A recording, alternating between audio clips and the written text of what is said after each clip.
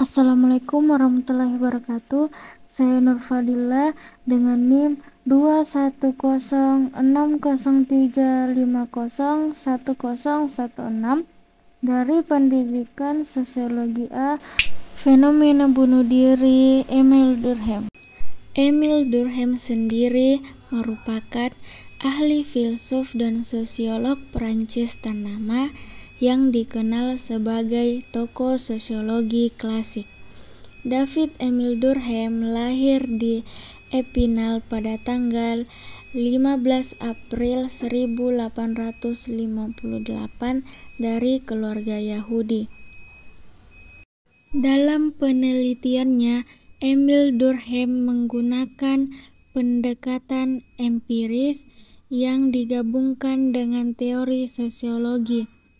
Selain itu, Emile Durkheim juga mengembangkan banyak teori dalam ilmu sosiologi, misalnya fakta sosial dan pandangannya tentang teori bunuh diri.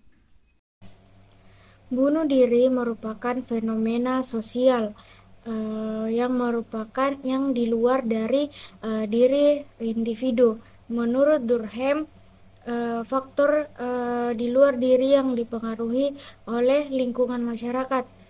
Durkheim mengamati alasan bunuh diri dengan metode empiris.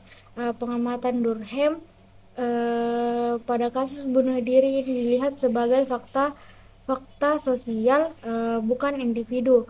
Menurut Durkheim, setiap individu memang memiliki alasan sendiri untuk bunuh diri, tapi bukan murni karena dirinya sendiri. Faktor terpenting yang menyebabkan individu bunuh diri yaitu fakta sosial. Durkheim berpandangan bunuh diri dipengaruhi tingkat atau tipe integrasi sosial.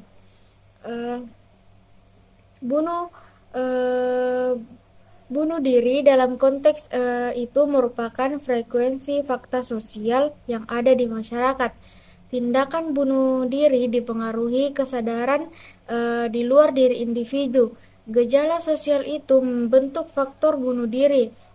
Ketika ada integrasi nilai dan norma, maka individu akan dipaksa mengikuti yang ada di dalam lingkungan. Itu juga yang mempengaruhi tingkat bunuh diri.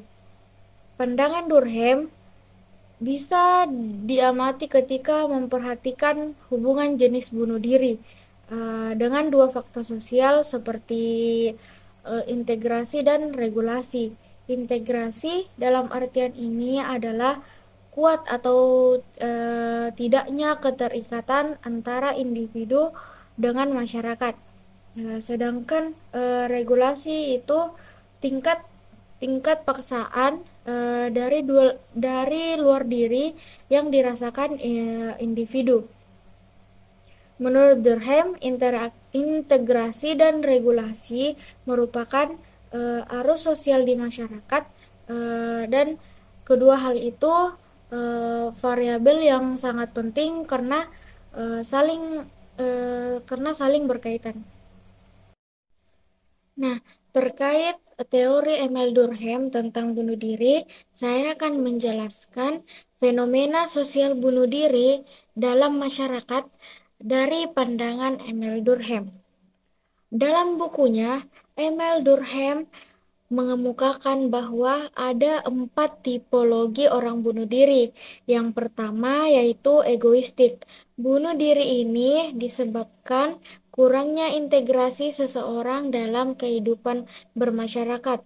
Yang kedua, altruistik, yaitu disebabkan rasa integrasi yang berlebih dapat mengantarkan seseorang untuk bunuh diri.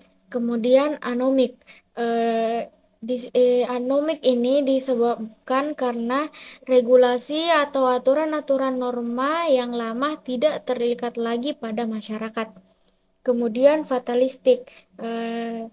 Bunuh diri ini disebabkan karena norma-norma yang terlalu kuat mengekang individu tersebut eh, yang terlalu berlebih. Adapun fenomena yang saya ambil di dalam masyarakat tentang bunuh diri, ya ini ada baru-baru ini masyarakat Pindrang dihebohkan dengan meninggalnya seorang ibu dan anak karena meminum racun akibat depresi terlilit hutang.